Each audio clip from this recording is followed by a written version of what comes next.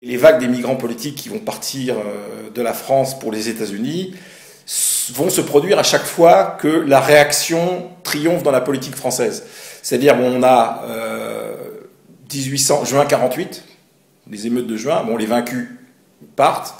On a l'élection présidentielle qui voit la victoire de Louis-Napoléon Bonaparte. Bon, un certain nombre de républicains perdent espoir, partent.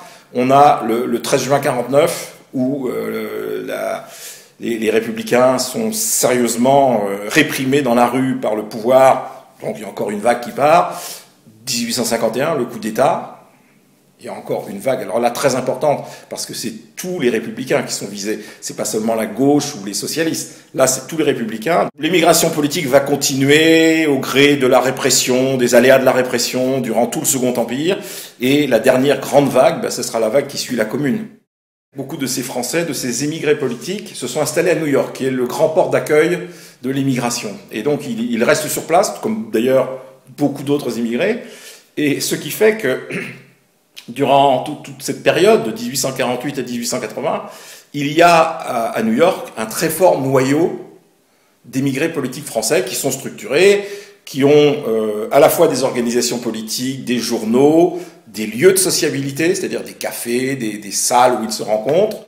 Le point d'orgue de cette présence de l'immigration politique française sera la grande manifestation qui a lieu à New York le 17 décembre 1871, donc qui est à la mémoire des martyrs de la Commune, notamment de Ferré, Bourgois et Rossel, qui ont été fusillés quelques semaines avant au camp de Satory.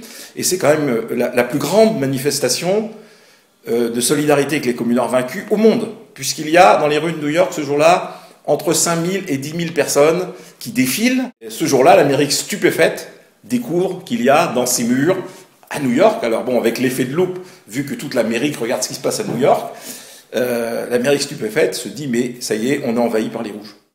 Ce que je crois, c'est que la vie politique américaine de l'époque est en train de basculer. Il y a une espèce de mouvement de fond dans l'opinion publique américaine. Jusqu'en 1848, les Américains ont toujours été solidaires de tous les mouvements révolutionnaires qui éclataient dans le monde. En gros, eux se considéraient comme des précurseurs et ils applaudissaient les efforts de ceux qui cherchaient à les imiter. À partir de 1848, ça commence à basculer, c'est-à-dire que les Américains prennent conscience que, notamment avec les événements de juin 48, que